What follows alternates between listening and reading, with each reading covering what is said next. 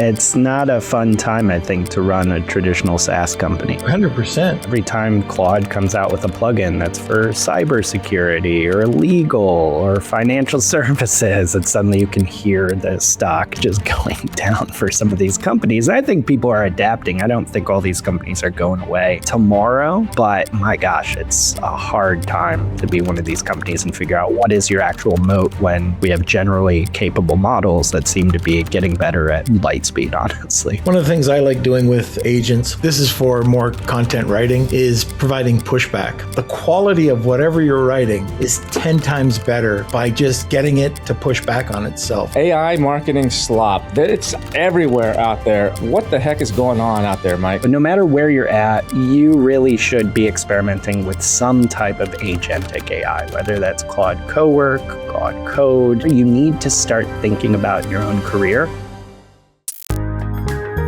You're watching Marketing Misfits with Norm Farrar and Kevin King. Senor Farrar, how be you? Great, but look at you without your glasses. Oh, well, sometimes I gotta look smart. Like, what happened to the glasses that you had that made you look like Junior on The Sopranos? I miss those. Junior on The Sopranos. I don't know. I went to these Warby Parkers. I know, and everybody always says, "Oh, cool glasses." There you go. You're just trying to be like me. These are better than the ones you get at the dollar store or the drugstore for like $2.50 or whatever that I used to wear, because I had them all over the house. I had one like in every room, so I always have my little old man reading glasses. See, all you have to do with that one though is grow a beard, and we could be brothers. We could, but I always have to have the glasses so I can read your text, because I don't want to miss, when you send me one of those texts, late at night. I don't want to miss it. Just one of I'm one of these single line texters. Kevin, next text. Next text. Single line. Drives some people crazy. Speaking of single lines, single lines, when it comes to like AI, used to be the way everybody was doing stuff, AI prompting, single lines. Now you've heard me talk about briefs. You need to really write a full brief, but I don't know about you, but I've been playing this AI game. Well, I know about you. You've been playing this AI game since 2022, or before that, actually. Yeah. But when it really took off, when ChatGPT came out in November, I think 2022, is when it started this whole thing. And we've been using it. You and I, we're marketers. We've been using it for marketing for a while, and it was okay. Help you write some emails, do a few things. But man, has it changed lately, and has it gotten so much better in the last? Hasn't even been 4 years, 3.5 years now, I guess it is. Or is it 4 years? Yeah, whatever it is. And now with Claude, and you've heard me talk about this, Claude Cowork, I can bang out just amazing freaking marketing stuff and amazing stuff. And now with the new ChatGPT 5.5, with the imagery that it can do, it's evolved rapidly. And it's going to be interesting today with our guest, because that's what he specializes in is AI marketing. And it's going to be interesting to see his take on what's happening and where this is going. And you and I both know a lot of people that are still misusing it, or still not even using it to its full extent. What are you seeing out there in the world when it comes to people using AI for marketing? I see a lot of people trying, but not getting the knowledge and education that they need to understand it fully. Like I've seen prompts that just suck. You put into it, you get back what you put into it, and if you don't understand the each one of the LLMs, then why bother? This, what this reminds me of is Amazon back in the day, when everybody that knew Amazon and how to manipulate it, they won. The people that just threw up anything lost, and they wondered why they're losing. And that's exactly what's happening right now in AI. Every day it's changing. And if you're not on top of it, you're eating somebody else's dust. Yeah, there's no doubt there's a lot of slop and a lot of crap. But that in Nashville, I showed that chart of the number of people that are actually using AI, and we had a dot for like every 2.5 million people. And I forget how many dots there were, but whatever the number of dots, 8 billion divided by 2.5 million is dots, and there's only one dot of all these. I don't know. There must have been 1,000 dots on this thing. No, I should be more than that, but almost 4,000 dots on this thing. One dot are the people that are actually using AI in the proper, effective way. And I think that's going to be interesting to see today what our guest has to say about that when it comes to marketing, because the people listening to this podcast are primarily using it for some form of marketing, to write their emails, to create their landing pages, to create their product listings on Amazon or whatever it is. So it's and poetry. That's. Did you like that poem that ChatGPT wrote for you? Yeah, thank you. I put my name on the bottom. But with the gummy bears under my pillow and yeah. All right, that wasn't sloppy, was it? That was pretty good. All right, let's bring in our guest today, Mike Kaput. Hey, Mike. Hey guys, how's it going, doing, Mike? Good. How are you, Mike? Doing great. So, as you can tell, this is going to be very casual, Mike. That's just my style. I like it. So, marketing slop, it's everywhere out there on AI marketing slop. What the heck is going on out there, Mike? What's going on right now, man? Unfortunately, I think human beings are being human beings, and we love taking shortcuts a lot of the time, right? So I think a lot of marketers got real tempted to start using AI for all their writing without, doing anything to train AI and how they sound and how their brand sounds. And it's I couldn't agree more. It's a mess. We're seeing every social channel flooded with AI slop, aren't we? But there's so much crap that's coming our way, and it's not all crap. I mean, it's just shiny objects and new information that's coming in daily. Like, how do you even decipher where to go?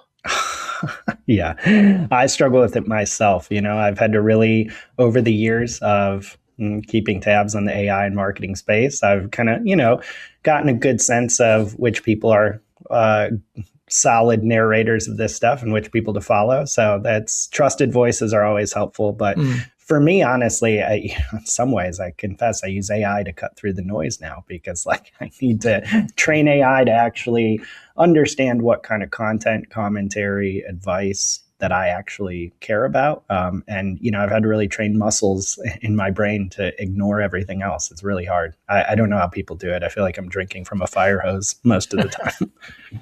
Yeah, I mean, there's so much. I mean, now you have the AI slop teaching the new AI, and so you got to be careful on some of this stuff, and it starts this cycle of regurgitated just crap, and it brings it all down. But I know the guys that are coding this stuff over at Anthropic and OpenAI and stuff, they're putting in some bells and whistles. And I know, what is the latest 4.7 as the time of this recording opus? Yeah, that actually is, you have to be very, very much more specific now. I think it used to be like, okay, you could write something kind of general, and it would kind of like interpret it a little bit, like, oh, I think he means this based on this. And now if you don't do that, you get crap. If you're specific and very specific, you get better stuff. What are you seeing on that aspect, where the models are changing to accommodate for some of this or try to balance it? Yeah, I think that's largely kind of how I see it going. It's actually really frustrating, right? To anyone who has fallen in love with how a model works for them, whether, a lot of people like GPT 4.0 way back when. People love Claude Opus 4.6. I was one of those people. And it's, there are real changes in tone and personality and how these models approach your work. I think you have to really focus on just, you kind of really have to sit back and start being strategic about thinking about how specific you are with the different tasks and prompts and briefs you're giving AI, and also what outcomes you're trying to achieve. And that's why we always tell people, we've all got our favorite AI tools we're in love with, but you really do need to be, if you can and if you can afford it, testing out multiple models regularly and cycling through those, because things change faster than I would like sometimes. Every new update is exciting, but every new update can also torpedo what you used to like about a model and what you used to be doing with it too. Well, you have like Nano Banana, Sora came out, and that was the hot thing with video. Right. Now Sora is sunsetted. A year later, it's like it was a hot thing, and now it's gone. And then Nano Banana came out, and then the Pro version or 2.0 or whatever, I get them mixed up, but whichever they came out with even a better one, that was a rage. And then ChatGPT put their 5.5 model out, which blows it out of the water. So if you're not using, I use about 5 tools and luckily, and the highest level on all of them. So I'm spending $1,000 or whatever it is a month, but that, to me, it's worth every single penny of that. And I bounce between tools depending on the task. Same. And so I'm not just married to one. And I know, Norm, you do the same thing, right? Right. And, even outside of that, you're talking about nano banana and, these imagery LLMs. I like using, I don't know if you've heard of it, but OpenArt. And you can bring in all the images or wherever you want to bring it in from, but you can write the prompt, but it'll create a better prompt. So you get even more photorealism or whatever that you want. And it's very inexpensive. And I find that right now, that's the best thing on the market, at least for me, because again, we talked about writing a proper prompt. Well, this will do it based on whatever LLM you're importing into it. Is that the one you used for those sexy ab photos that you were putting out? Yeah, of you in a bikini. It was awesome, Kevin. And then I did one of you as Marilyn Monroe going over the grate and everything. Holding your dress down and pose. Yeah, but don't give the audience any ideas. And I do have another question on how do you know? Like, let's say you're in Claude and you want to change the model. So, you've got Opus 4.7 right now, but maybe you should be using Sonnet or maybe a different model that's in Claude. How do you know when you should be using one or the other?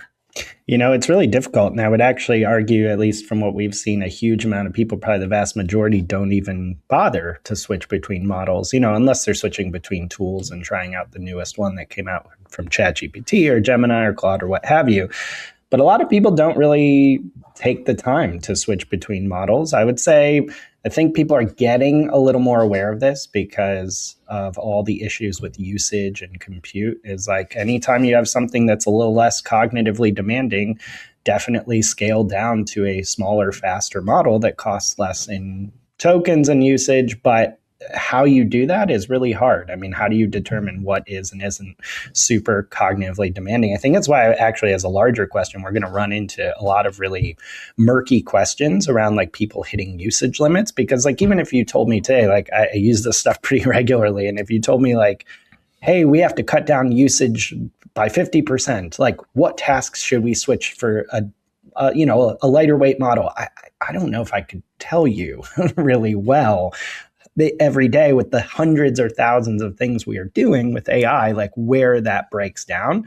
So I think we're going to run into some real problems with that. But yeah, I think generally if you're doing more simple things, especially around things like content generation, where these models have gotten very, very good at especially shorter content generation, I would probably not be using the absolute latest state-of-the-art model if you're worried about usage limits, or if you don't want to see what it can do. Man, things are getting tough out there. Margins are getting squeezed. Things are changing. AI is playing a big role in what's going on in the e-commerce world. And there's a lot of people that are pretty worried. What should they consider doing? Well, I think one of the best things they could probably do is go to an expert that understands the market sentiment right now. The first one that comes to mind is Quiet Light Brokerage. And here's why. They're going to build you up. They're going to understand your company. And at the end of the day, you're going to know how to maximize your valuation. So the very first thing you need to do is go and get your free confidential valuation at quietlight.com. And then, let the games begin. Awesome. What was that website again? It's quietlight.com. Awesome. I'm going to head over there. So if you're creating a wireframe, for example, you've got an idea, you're using Cowork and you're creating a wireframe for something, Opus 4.7. But everything else, like all your copy or anything that you're asking it to do or alter or revise, that could be all done one notch down, go to Sonnet. I think so. Yeah. And the other thing that, what was I going to say? Oh, Go ahead. I'll remember it. I'm old. I'm a fossil. Kevin, you can ask the next question. A fossil. I was wondering what that petrified look was in your eyes. That's just not being able to remember what my next question was. So yeah, like Norm's saying, going down to a different model or switching model. I mean, I use Claude primarily for writing. Yeah. I use I was using Gemini for images, but that's switched now to OpenAI. I use Perplexity if I need to, I want something that's going to optimize a lot of stuff, or Complexity Computer if I have a lot of agentic stuff that I need to go on.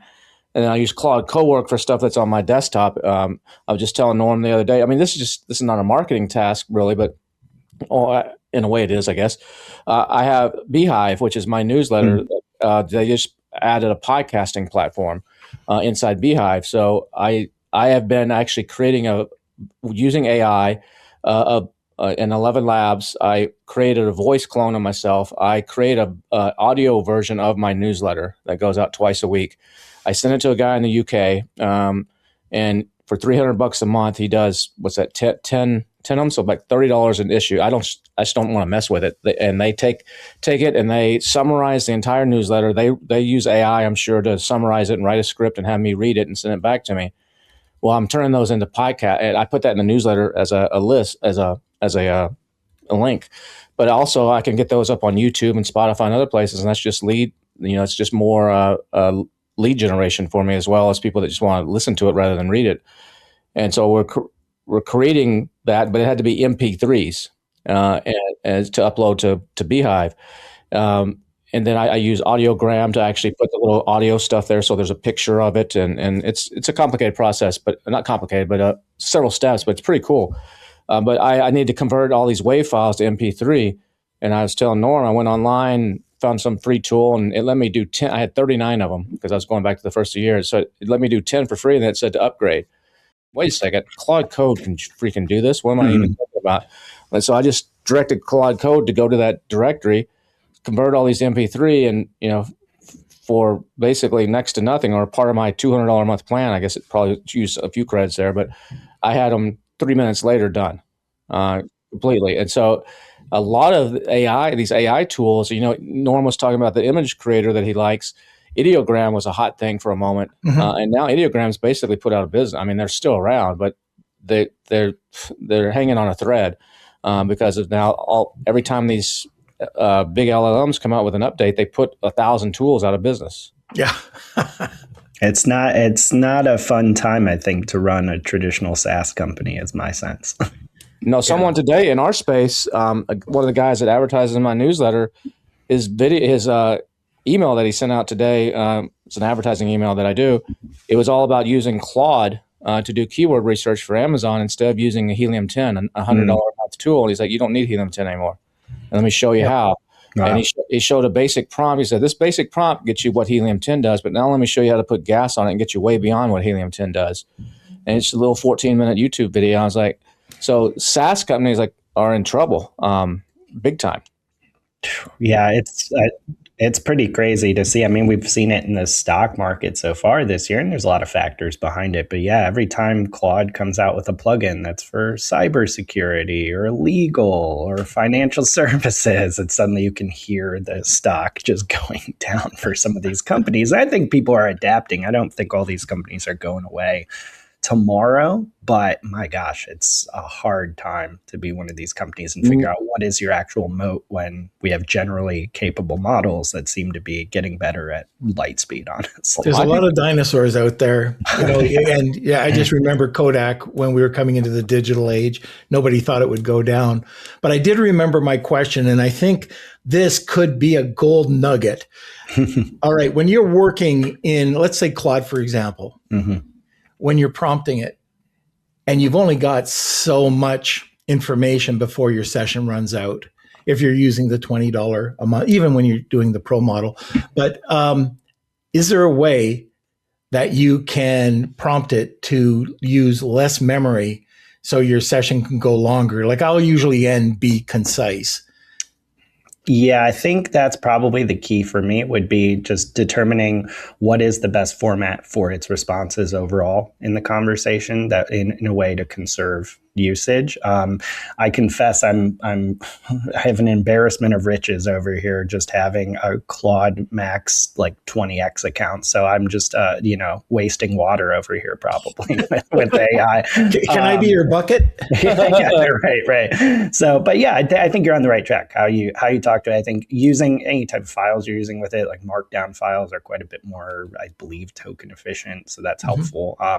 But again, it kind of comes back to that point. Like, there's a couple strategies you can definitely follow, but my gosh, if you're routinely hitting usage limits, it becomes just a real pain. And I don't know how you get around it except for running your own model, or we're all going to end up paying these companies more and more. I guess. Well, they're bleeding money right now too. I mean, right.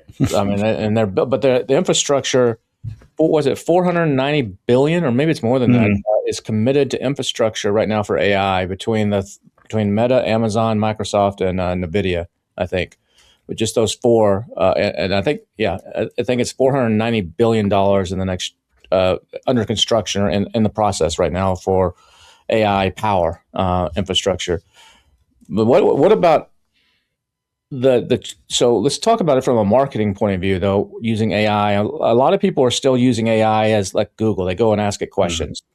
There's nothing wrong with that. But when using it as a marketing tool, what are some uses? I mean, there's several pieces of software out there that there's one, I don't know if I want to give the name away because Norm and I use it in our company, Dragonfish. Yeah, let's not do that. I don't want to have everybody have it, but there's one particular tool where instead of you going to one of these, let's just say ChatGPT is the easiest one, and saying, hey, write me an email for, I'm doing this promotion or whatever, write me an email, to a 3-part series email to do this.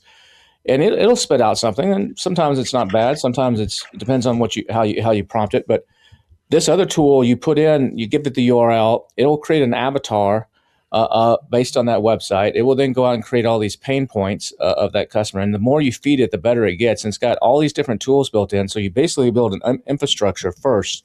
Say, this is my avatar. This is what they like. This is their pain points. And now let me write an email, a 3-part series email. And it's got some that are in different tones.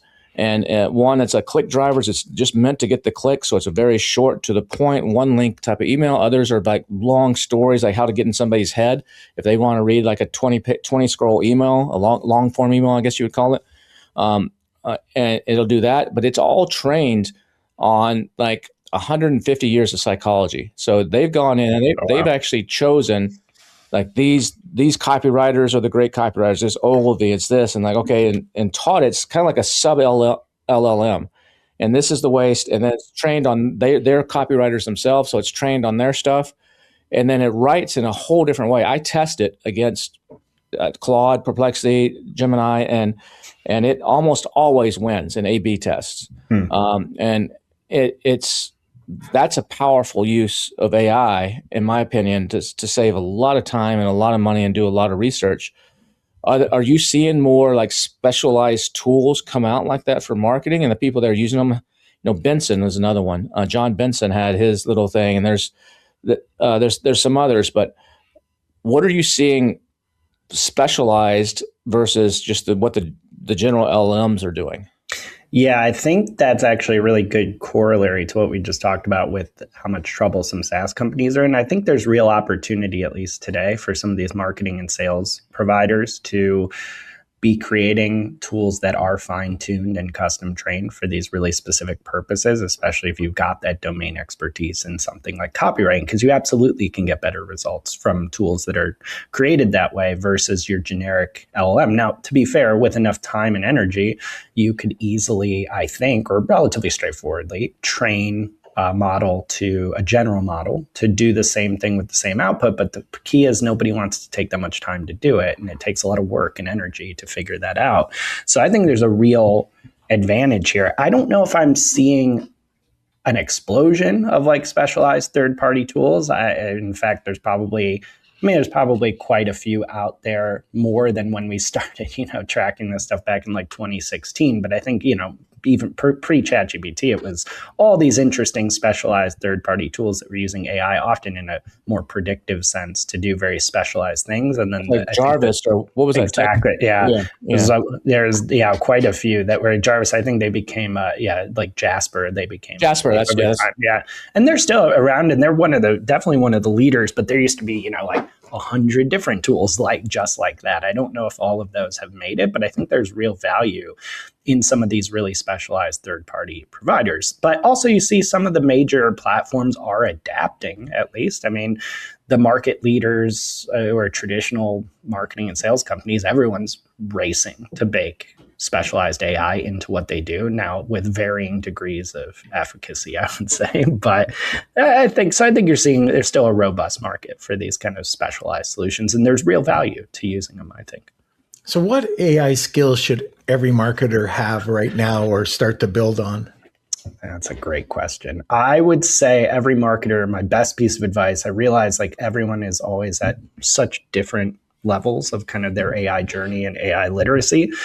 But no matter where you're at, you really should be experimenting with some type of agentic AI, whether that's Claude Cowork, Claude Code, even, I mean, you can classify something like deep research in ChatGPT or Gemini as technically agentic. Even if you're just starting there, you need to start thinking about in your own career, not only what AI can do in a chat window, which 99% of people have not fully exploited yet, but also what AI can do when it starts doing work for you. And your job is less about chatting back and forth and more about orchestrating tools to go do things for you autonomously. It's a subtle but important shift. Like, for instance, me personally, I've since late last year, I've basically exclusively kind of gone all in on Claude Code. I mean, I still have accounts and use all the other tools, but just for what I do, like having more agentic capabilities has been an absolute game changer. You don't have to like learn everything all at once and build all your own agents right out of the gate, though that'll be interesting to do moving forward here. But you start shifting how you work and how you think about what's possible when you start having to manage instances of AI working autonomously for you for several minutes, or, some people even have them running for several hours, or, Codex from OpenAI is another version of this. Cowork is the easier way to use this, but you got to start experimenting with these tools, because I think it's pretty safe to say, however long it takes, agents are going to be the future, and it's going to be cropping up, if it hasn't already, in every single marketing platform you use. Agents are going to fundamentally unlock new capabilities in marketing. So that would be my biggest thing, is if you haven't done it yet, start getting your feet wet with that.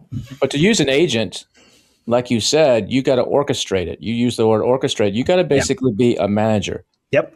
So if you relate that to the human world, there are managers and then there are worker bees. Yep. So how are the worker bees that, if I'm a manager of a copywriting team, and then I got 5 copywriting cubs underneath me that are learning copywriting and doing some of our stuff, and I'm managing them and kind of guiding them, how I can probably make that shift to agentic a little easier, because I understand how to delegate and how to manage and how to what's good and what's not. But those people, they don't know, and they're not maybe cut out to be a manager. They're cut out to be a worker bee. They don't have entrepreneur spirit or leadership spirit in them. What happens to them? Well, I think that's probably why I'd counsel people to start trying out this stuff, because it's going to be an uphill battle for some people. I don't think you're totally, screwed if you're not kind of managerially minded, but you're going to have to start exercising some different muscles. We're actually, in a couple days here, we're doing a virtual half-day event, our AI for Writers Summit, which is something we do every year, and a virtual event with a free registration option. And as part of this, you get a lot of individual contributors trying to learn about AI. And it's a very foreign thing for them to say, well, wait a second, I'm not just doing the work. I'm going to actually have to be managing instances of AI. That doesn't really sound like what I like to do or what I'm good at. And I think I would just say there are hopefully ways you can do your job moving forward that play to your strengths and to the things you enjoy about your job and the things that create value. But you're going to have to learn this. Just to be perfectly blunt, I just don't see a path where you're going to be an individual contributor in marketing 24 months from now, and agents are not some part of what you do. One of the things I like doing with agents, and this is for more content writing, is providing pushback. So I'll create Kevin knows all about this, but I'll create a research team. It'll go out, research the trends, it'll come back.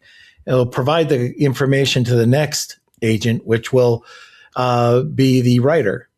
But the writer's looks at the draft and gives pushback.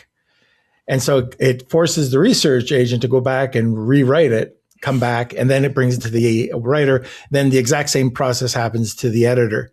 And it just, the quality of whatever you're writing is 10 times better by just getting it to push back on itself. Well, I've seen that when I push back, sometimes it becomes worse. So sometimes, have you? I have not experienced that, Kev. Not always. No, not a lot of times it does get better, but I've had times where I'll push back on something and actually the second or third version is actually worse and I go back a version. It's interesting. I've actually had both ways happen. I think it sometimes comes down to you do have to watch out a bit for the sycophancy of these things. Like if you keep saying like, hey, I'm pushing back. Shouldn't it be this? Shouldn't it be that? It's like going to kind of sometimes agree with you and then do something worse or do it in a way you didn't anticipate or not keep the stuff you liked. So it's all the fun of these models that operate on probabilities, not determinism here. It's all math. I mean, have you heard of first principles thinking? Yep. Mm-hmm. So Norm's heard me tell this, but the podcast listeners haven't. But I was just at a mastermind about a month ago, and one of the guys that's co-founded the mastermind is big in the AEO space, answer engine optimization space, or some people call it GEO. There's slightly a difference between them, but he said, "Hey, I want you. We're going to do a little workshop. I did a full day workshop around this, but I only got 3 hours here this afternoon. We're going to do hands-on. So everybody, pull out your computer or your phone." Go to your favorite LLM, type in, ask it a question of something you want to solve. So maybe it's some business thing, maybe it's a personal thing, whatever it is. Just ask it a question and see what it says. So I went in, I said, hey, how do I get more subscribers to my newsletter? He said, use a tool that kind of knows you, that you have a history of, so it kind of knows you. And it spit back, oh, well, Kevin, you should do this, this, this, and this. Here's some ideas. And they weren't bad. They're pretty good. And he said, all right, now we're going to go through this process of first principles thinking. He explained what that was, where it's breaking things down to their fundamental parts and then building them back up and not accepting anything as the way things work, as approaching it from a different point of view. He said, I want you to download this MD file and go over to Claude, and it's going to ask you some questions, and go through that for the next 30 minutes or so. And then if I'll let you know when you need to tell it, hurry up, we got to finish this up. And so 30 minutes, he says that, and it went through a series of some of them personal questions. What do you think of, what do you do when this happens? What happens with this? Or what is your number one goal about this? Or how do you, and so it spit out a file at the end of this. And he's like, all right, now take that file and go to this other prompt that I have for you, load this other MD. Now it's going to go through another process, went through another process of similar type of questions. And then he said, all right, now it's going to make another MD file. Now add that back to the original tool that you used. Ask it the exact same thing again, and put this, add this MD file to it. And he said, now to go and look at the difference. It was mind blowing how much difference it was when I applied first principles thinkings that were related specifically to the way you think and what you're trying to achieve. And then he said, now go do it on 2 or 3 other tools, and you're going to get slightly different answers because each tool approaches it different or knows the different information about you from past chats.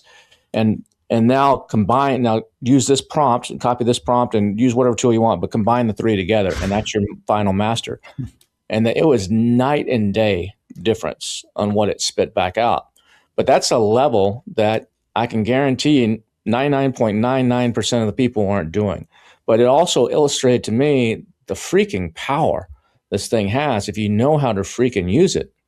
And what experiences do you have in anything similar to that can be applied to marketing? Yeah, I'm so glad you mentioned that, because one of my projects over many months that's mostly come to fruition is I do in my work not only marketing and content work, but a lot related to some pretty complex strategy problems for our business, for our marketing, for our audience, for everything that we do. And I have over months been training and iterating on a skill that is literally intentionally designed for first principles thinking and how I think and approach problems that Claude code is continually added to and updated anytime we do any type of project, thinking through any type of problem to solve. And it has just become this incredible weapon, like any time that I can bring to a problem where it's like, I'm not, outsourcing my thinking. I'm literally doing what I do best, but having a model augment my approach and make it so much more robust. The results I've gotten in terms, I used to do pretty good strategy work before, but like it's 10x better easily from this approach. So I think to translate that to marketing, I'd be really seriously thinking about almost, for lack of a better phrase, like what are the meta skills that you use all the time as a marketing leader, as a marketer? Like it's not just about training AI to write like you or write for you or, go create an email campaign or do data analysis. It's all super helpful. But like, what are the things you apply your brain to most often? How do you think personally? You can literally have AI just interrogate you. Say, ask me 100 questions, one at a time, about how I think and how I solve problems. It won't take you that long to type back some answers or speak back to it. And by that point, you've got a bunch of raw material about exactly how you as a marketer approach marketing work and problems, and then drop that into a model, create a skill based on it. Guess what? You don't just have something that does stuff for you, you have something that thinks with you and thinks like you. And I think that can be broadly applicable across basically no matter what, anything you're doing. And I think that's, to your point, like that's a real level up for any marketer who's listening to this. If you haven't done something like that, to create, whether it's a GPT, a skill, a project that just has that information as its instructions. If you haven't done that yet, just an MD file, right? I mean, easily, just a markdown file, easily. Markdown file. Yeah. What about? Should I be doing that? Norm and I have an agency. Should our clients, we be giving them to do this, and then we take that file, and if we're writing emails for them. Yep. And, we're using this fancy tool that I just mentioned earlier, and we go through a series of questions when they onboard that we ask them, and we use some of that data to actually augment the tool and augment our process. But it might actually behoove us to actually have every single one of these clients, now we're thinking about this, do exactly that, create something that's 100 questions or 50 questions, or make it quicker and say, all right, we need you to go and answer all this. And we can just automatically have that spit out into an MD file.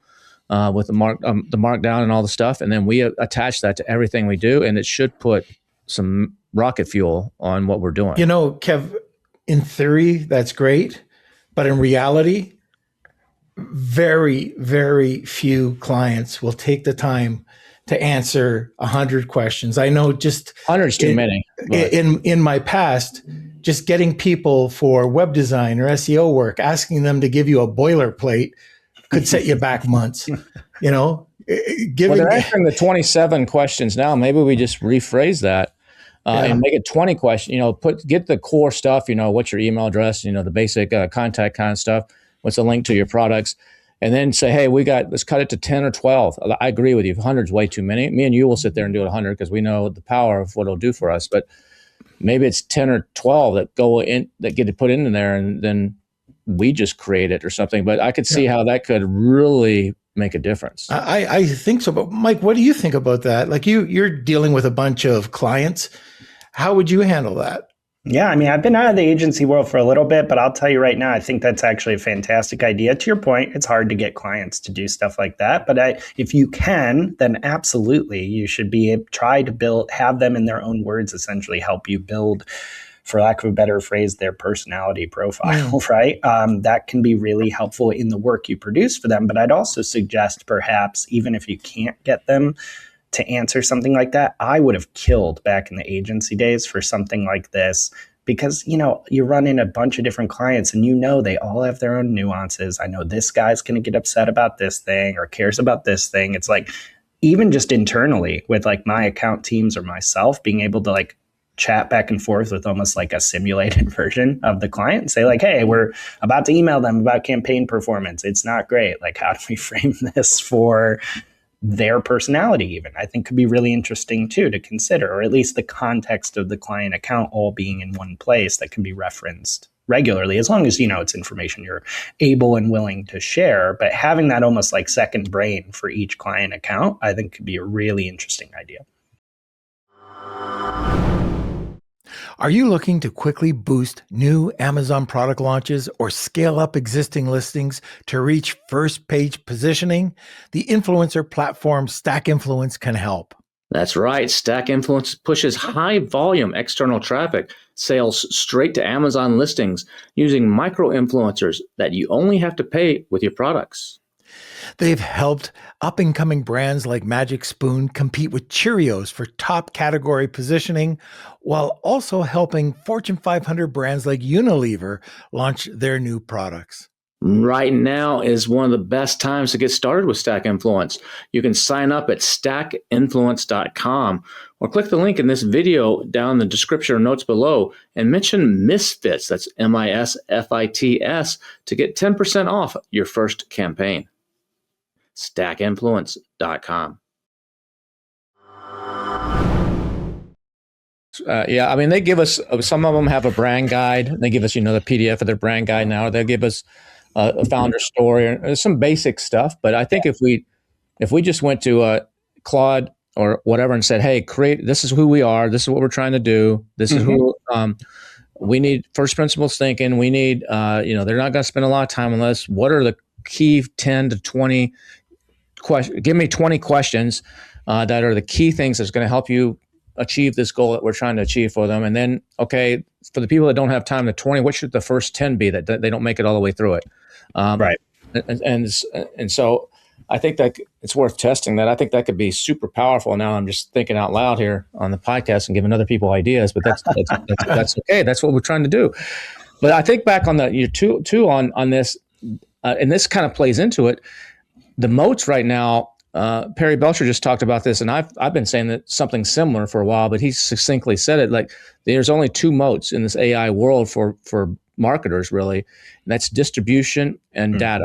And so if we have the distribution, which we do with Dragonfish, we help them with their email. We also get intent-based email using AI and stuff where in market that never been to your website, we can actually capture them. That just typed in something into Google and they're looking for whatever it is. And that if that's the type of thing that you sell that solves that problem, we can capture them without them ever coming to your website a lot. But so that's the distribution side. But then the data side is keeping those lists. Like what's the source of that, or this data, like what we just talked about, these 20 questions, having that nobody else has. And the way we use that comes to the data side of things. And those are the two big things. Do you agree with the data and distribution or in an AI world are the two most powerful things? Like back on the SaaS tool where I mentioned Helium 10, a keyword research tool for Amazon sellers, maybe they need to switch. And I know some SaaS tools are doing this, like open up their API to an MCP. And like, okay, now our new model is not you pay us $99 a month, you pay us X amount to access our data because we've been scraping Amazon for 15 years. Claude doesn't have that, most likely. And we have all these trends, we have all this stuff that you can then layer on to your queries that the LLMs can really do. So do you see a shift kind of coming in those kinds of things, or what are your thoughts on all that? Yeah, I would largely agree. I think distribution and data for sure are the things that whether small, medium, big company, like that's going to be the secret sauce that helps you get much more value out of these tools. And also, build a competitive moat, because again, it's like if you're just clicking a button and the tool is doing something for you, that's amazing. But if it's not based on any particular data or context or information you have personally, anyone can do that, right? So then it becomes like, okay, well, maybe you can get it to a bigger audience, and that's a valid moat as well, and that's great. But I would say, one of the pieces of advice I give a lot of people too, especially people that are maybe earlier in their AI journey, is like everyone's always like, oh, what tool should I use? Or should I use this thing versus that thing? This is like fine questions, but before you go chasing the next tool or model, you probably want to look at what data have you been able to connect to already? Because I realize there's a lot of questions at companies around like what data we can and can't use, but you really can unlock wonders if you take even a tool that's not your favorite and you get it connected to HubSpot, to your email, to your calendar, to your documents, to your project management system. Like that alone is a huge unlock. And if you're not doing that already, you're missing out on a huge bit of value. And then, to your point, thinking about the next phase of this, what are the tools you can connect things like MCPs or via API to start giving to these models? What accounts and access and data do you have that is being not used? I'd also, as kind of a final point here, encourage people to have a really wide view of what data is, right? We're all thinking, probably and rightly so, like analytics, customer data, all this stuff that's really, really valuable that fuels our business. But in the age of AI, everything in language is data too. Comments on your social media are data, your meeting recordings, your calls, every single word you speak at your company, every framework you have, every way of thinking, all the knowledge locked inside your head, that's data. And that's an advantage. If you can articulate it, and kind of like we just talked about, if you can get that into some form where AI can use it and act on it, that's potentially a competitive advantage as well. So you've got all these connectors you were just talking about. Let's just keep it simple, like Workspace. So you've got a profile, you connect to all the Google Mail, Gmail, the Drive, the calendar, whatever else. What about security? Because, we heard a lot about security at the beginning. And then when OpenClaw came out, we heard a ton about security and what to do and how to protect. But what can a person do right now to make sure that your information is secure? Well, one, if you're confused or struggling, like so is everybody, because this is a mess right now.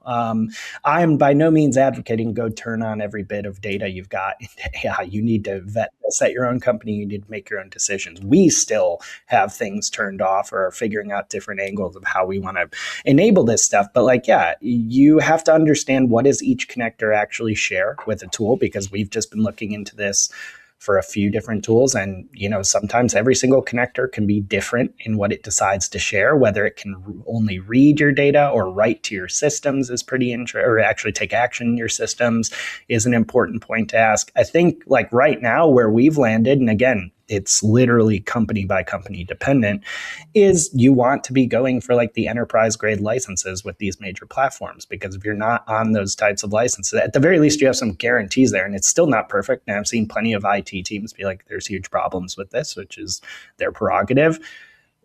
So yeah, I think that going for the highest enterprise grade account you can with something like Google, Claude, or ChatGPT is the first place I would start. I think if you're considering anything like OpenClaw, super interesting, but good luck, because that is a disaster when it comes to security. I don't think there's a safe way to do that. There's probably safer ways to do that, but you cannot, especially that's with just connecting systems to something like chat. Once you get into the agentic stuff, the connection might be safe, but what the agent goes and tries to do with your information can be totally unanticipated and totally unintended in terms of consequences as well. So I'm just kind of thinking out loud on this, but if you opened up a new Google account and you had a different identity, a different profile, and you logged in on that profile, so Chrome profile, Workspace profile, and you only gave the access to that Gmail, Drive, Workspace, and then you could only give it partial access to your main profile. So your banking information or accounting or other things would not be part of the new profile. Is that something that you can set up? Yeah, I believe that's the way a lot of people who are kind of on the forefront of this are setting up these more test environments or sandboxed environments, so that these tools don't have access to all that stuff. But then it gets chicken and the egg, right? We just talked about data as a huge advantage. Well, what happens? I could set up tomorrow, probably OpenClaw to be relatively safe with a totally new Google account, but nothing is in that account. Nothing, all this stuff that's sensitive is also stuff that's really valuable for AI to be able to help me with. So it is a real balancing act. But yeah, what you outlined, I believe that's how, especially for test purposes, how people start trying to safely set this up, but also good luck figuring that out. I would have to spend a considerable amount of time to figure out exactly the right setup. And even then it's I've heard horror stories already, not to say avoid stuff like OpenClaw, just we're not creative enough in understanding how badly some of these things can go wrong, but right? Think of this. If you're storing client information, I'm thinking from a legal standpoint, you have an in-depth client profile with all of their information, possibly even their banking information for transfers. If that goes out somehow, Yep. you are done. You're done. It's an existential event. Yeah. Well, didn't that just happen with some guy where his agents wiped his entire database? We just covered this on our podcast that came out this morning. Yeah. Someone who ran I think it was like a small or mid-market software company. It was quite successful, like very formal business, not like a side project, I don't think, or anything. Like had employees, had a bunch of clients. He had some, I think it was Cursor, the coding agent, had actually, and there's debate still over like whether he had his data set up right or whatnot, but basically it found something it shouldn't have, accessed things it shouldn't have, and deleted all of his code base in like 9 seconds. And again, maybe it was his fault for the way it was set up, but like it wasn't supposed to be able to do that in the first place. So good luck, like trying to anticipate, right? Exactly when, and there's plenty of people working on this. And especially if you work at a firm, like talk to your IT team, talk to your legal team, like you're going to have to get these people involved. There's experts out there who can help with this, but it is a really messy world right now when it comes to this. So what's the new org chart going to look like in our marketing department with Agentic? Like you said that you're doing it. What's it going to look like? Is it going to be one person for every 5 agents or something, instead of one person for every 6 people? Or what's going to happen, do you think? That's a great question. I don't know exactly where we're headed with this, but I would fully anticipate at some point that we are going to be having people acting as orchestrators of agents. So you might still be a marketer who has a particular skill set, but I can almost guarantee you at some point you're going to be eventually managing and orchestrating a team of either only agents or humans plus agents. As a human, you may be working with agents who are your colleagues. So I don't know how, I think it gets flatter just because like you're enabled to do so many things that are kind of outside your wheelhouse with AI. Like as one example, this is kind of interesting. This isn't strictly marketing, but the CEO of the fintech company or crypto company Coinbase released a post today on X saying they're unfortunately doing some layoffs and they're reducing by like 14%. One of the reasons for this is AI, but he goes into talking about like we have to revamp how we do things to be AI native. And as one of the things, I've got this pulled up right here, he says, one of the things we're looking at is basically AI native pods is what he calls it. He says, we'll be concentrating around AI native talent who can manage fleets of agents to drive outsized impact. And here's the point that I want to mention, kind of getting at what I'm trying to get at.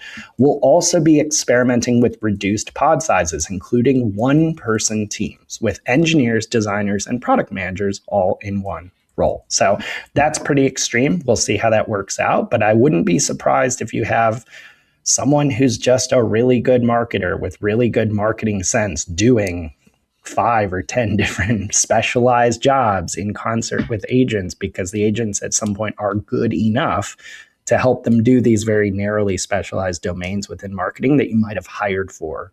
Well, we've got a buddy right now, Kev, Andrew Wilkinson. He's got a whole company running on 12 agents. Yeah, I mean, I ran a big event like last month in Nashville. And just some of the stuff that I had to do, spinning up websites, just landing pages for testing things, just going through 41 speakers and creating their walk-on music and creating graphics and a ton of just stuff that I would have had to gone to Upwork before and hired somebody and paid them, whatever rates they were. Sometimes he doesn't pay well. Sometimes it's I pay some people really too well, but to be able to do that.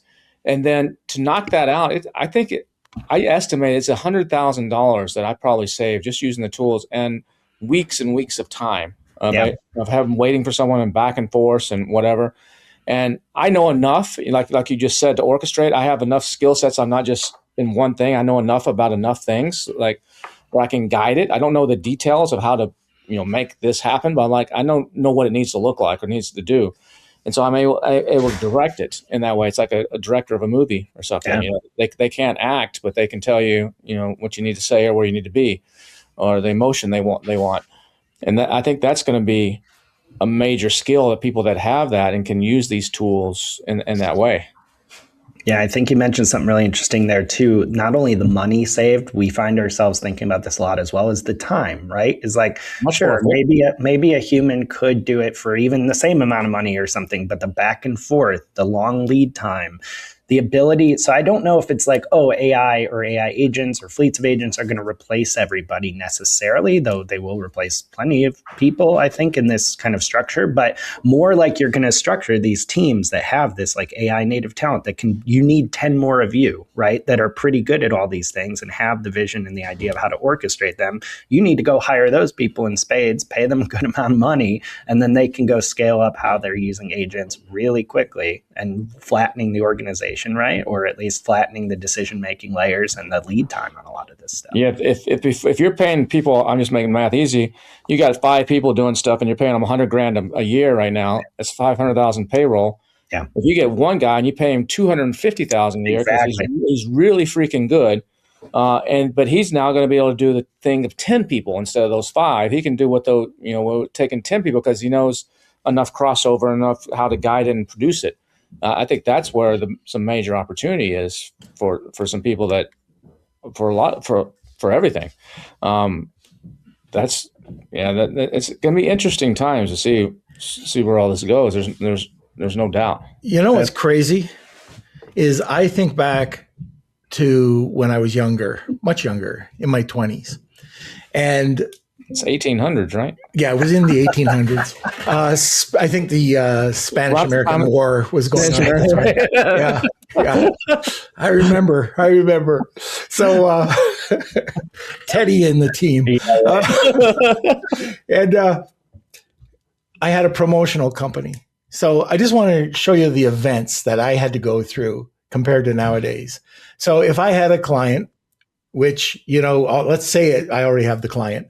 So I would pack up all these promotional products, T-shirts, jackets, trinkets, like all these little tchotchkes, put it in a hockey bag, go over to the person, show them, and if they wanted gray or if they wanted white, I have to go back to the office, come up with Pantone colors, send that over to them. Now that could either be by courier, which I'd have to send. A lot of these clients were outside of the city, so I'd be going cities over, so it would cost extremely, like a ton of money. Then coming up with the logo, you'd use Electroset, which you have to do one letter at a time and scrape it on. And if the font was wrong, you have to go back and do it again. But you get all this information, send it over to them for correct. If they needed, I remember Mercedes-Benz, I was doing something with them, and they wanted something a 16th of an inch difference. Had to go redo it, send it back over to them. It was a nightmare, and it went on forever. Now, you could use fax machines, but a lot of the hard copy sign-offs, they wanted to see the actual mock-up itself. And nowadays, if you think of what you can do with all that time, it's not even night and day. Like That's a lot of cigars. That's a lot of cigar smoking time. It's a lot of cigar smoking time. It is. That's a lot of cigar smoking time. But you know what? I got to if you look on the positive side, every time I had, a couple hour drive, I was smoking a cigar in the car. Why not? Well, that's true too. There is an advantage. I envy you guys your cigars so much because like I have now so much time where I'll give AI instructions, go turn it loose on something, then switch gears to something else. I'm like, man, I would just like to sit back for a minute or two, puff away. Claude gets done with something, jump back in, They can be healthier than me just like checking email compulsively. Well, what I do is so if Claude is doing that for me, I go out to my balcony, play with my dog, smoke a cigar. And during that cigar smoking time, my mind is racing. Yeah, right. On ideas, and it's those ideas that come to you in the shower when you're not distracted, and and then I'm talking to using Whisper or another AI to talk to my phone notes. And I just did this the other night, Sunday night, and then yesterday I was like, Norm, I need to talk to you, and I hadn't organized it all yet, so I was like, I had like 15 different little. I emailed them to myself to a special email address. That's how I do it. Just my little process. So I was like, I need to copy and paste these and summarize it because I hadn't even read them back myself. But that's the power of these tools is it makes you just so much more productive and so much more efficient on stuff. But where are you seeing the biggest misuse by marketers? I mean, what are you saying? Like, not another one of these, and they think it's the best thing since sliced bread. Yeah, I think the misuse, I would say, is one, what we talked about at the top of the episode, where people just think, well, isn't it great that I can spin up 20 variations of this email or blog post or whatever? And you're like, well, this is all slop. Like, did you take any time to, like, just because it can do it doesn't mean you should.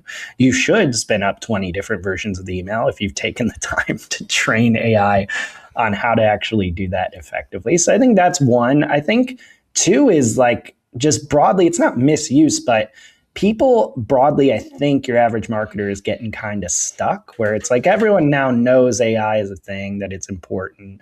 They're often at work being mandated to start using it. And now they're starting to experiment, to their credit, with like lots of different use cases, but it's often still patchy and in silos and still pretty surface level, like we discussed. To your point before, like 99.9% of people would not do the like first principles thinking assistant. And there's such value in sitting down and really building out your own personal knowledge base and way of working and training AI and how to do that as a true thought and strategy partner and advisor that I think you could have been doing years ago, but people still haven't done. And the models are so much breathtakingly better now.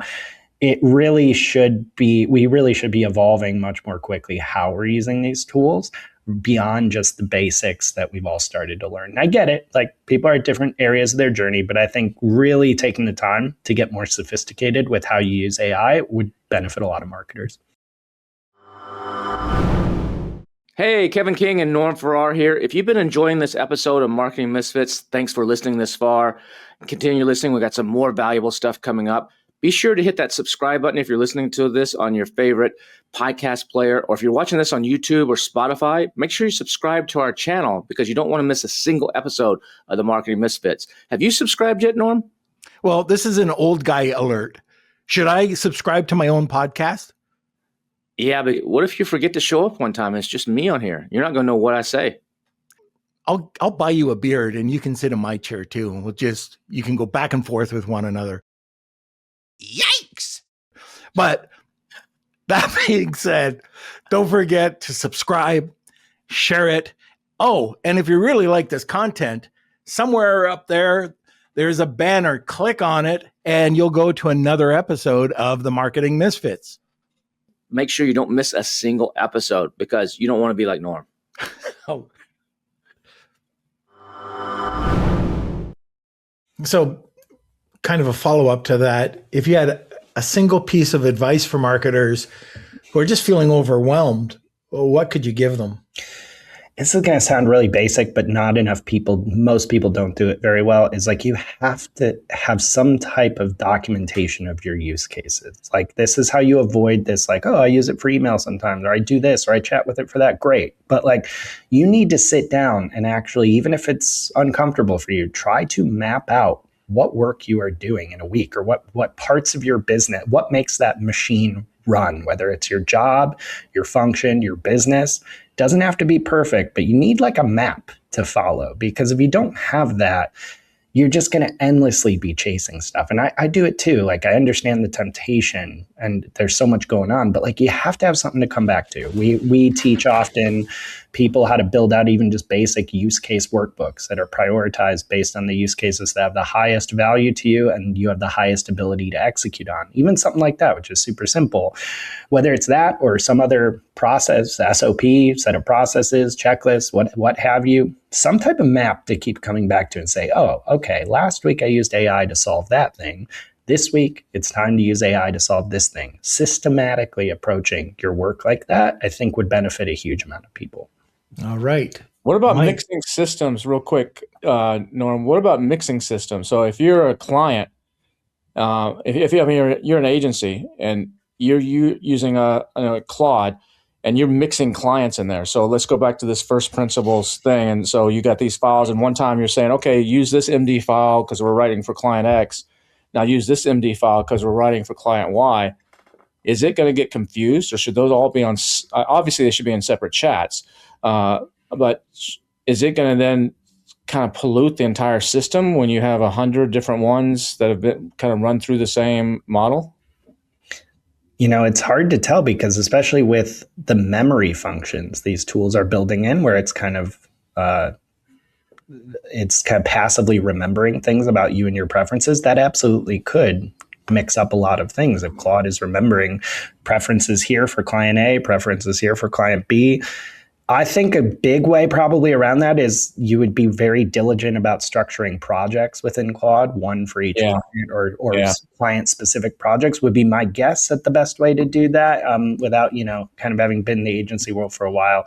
You have to give some thought to document knowledge and context management with these tools. Because you probably, if you were running multiple clients, I probably wouldn't be just doing it all willy-nilly in the same account without some type of partitioning using projects or something like that. Yeah, you'd have a project, individual instructions, and individual skills even.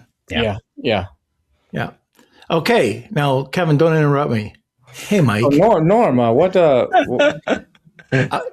when are you going to send me those new pictures? Are you going to send me 2 snaps in a Z? All right. So, Mike, we're at the top of the hour, and at the top of the hour, we always ask our misfit if they know a misfit. Oh, I do know a misfit. In terms of a marketing misfit, I've got a guy who everyone should go check out for sure. Awesome. Yeah, so I could share details about that if you want. Yeah, let's do that. And then we're going to have Mary reach out and get that information from you. So who are you recommending? So my good friend, Jeffrey Klein, his website is ggklein.com. Jeffrey is an awesome educator, speaker, marketer. He helps people use AI across marketing, gives some great talks on it. He's a really smart guy, really funny, really personable. I've become really good friends with him over the years, first through work and now just good friends. And he's always got something interesting to say. He's at the forefront of all this stuff. Perfect. That's great. Now, Kev, you're going to say, because I can read his mind, how about your contact information? Is that what you're going to say? Very good, Norm. Very good. In terms of getting in touch with me, a couple ways that are super useful too. So I think the easiest, best way people can just find me, super easy to remember, is just I'm pretty active on LinkedIn. So Mike Kaput, you'll just see me pop up right away. It's not a very common last name. You shouldn't have to dig for it too much. That's a great way. Feel free in any context, like I accept connections or whatever. Don't worry about it. Like feel free to reach out, connect with me, shoot me a message if you want to chat about anything. Happy to see however I can help if you have any questions about AI. Also, our website, smarterx.ai. So the word smarter, the letter x.ai, that is where you can find out everything we do in terms of AI education, both for marketers and non-marketers. We help all sorts of companies and functions now learn and adopt AI, and you can check out what we're doing these days over there. Okay, and what about your podcast? Oh, yes. Our podcast is the Artificial Intelligence Show. So myself and our CEO, Paul Raitzer, every week break down what's going on in the world of AI, not just for marketing and business, though that's a fair amount of it, but just in general. If you're having trouble drinking from the fire hose, we do it for you every week a little bit. So yeah, you can go check that out. You can see that on any of your podcasting platforms of choice. We'll pop right up. Awesome. Very good. Well, Mike, I really appreciate you coming on. This has been fun, geeking out on a few things here. This has been great. Likewise. Thank you guys for having me. Really appreciate it. Hey, you're welcome. It's been awesome. See you later, Mike. And cheers. Norm, you can't go to Smarter X because that's only for smart people. So just that, he didn't say that, but I'm saying that. So just hey, Kevin, scratch out on your notepad where you just wrote smarterx.ai. Just scratch that out because it's only for the smart people. I'll do that. And I just want to know one thing before we go. Does your voice get on your nerves too? All right. Thanks, Mike. See you later, Mike. Thanks, guys. This world of AI is changing so much, man. Daily. It's crazy to stay on top of it, and I think his suggestion of make a plan of what are you doing, what are you trying to achieve, and what can AI do to make that better for you, rather than just going chasing shiny objects and going, oh, that's cool, that doesn't. You're not going to get anywhere. You're not going to get anywhere, and that's kind of I haven't written it down like he said, but that's kind of the approach I take. Is like I see stuff all the time, people in our space. Like, oh, look at this this design tool. Oh, you got to go play with the new OpenAI version of Claude Code, what they call it. I'm drawing a blank right now. Codex. And I was like, yeah, but when I have a use for it. So and I don't know how some of these people that are playing with all these things, like, when do you get anything done? It's like, all you're doing is playing. But I think that was a good point. But in Dragonfish, we're using a lot of AI and going to be building a lot of stuff in as well. So it's exciting times for sure.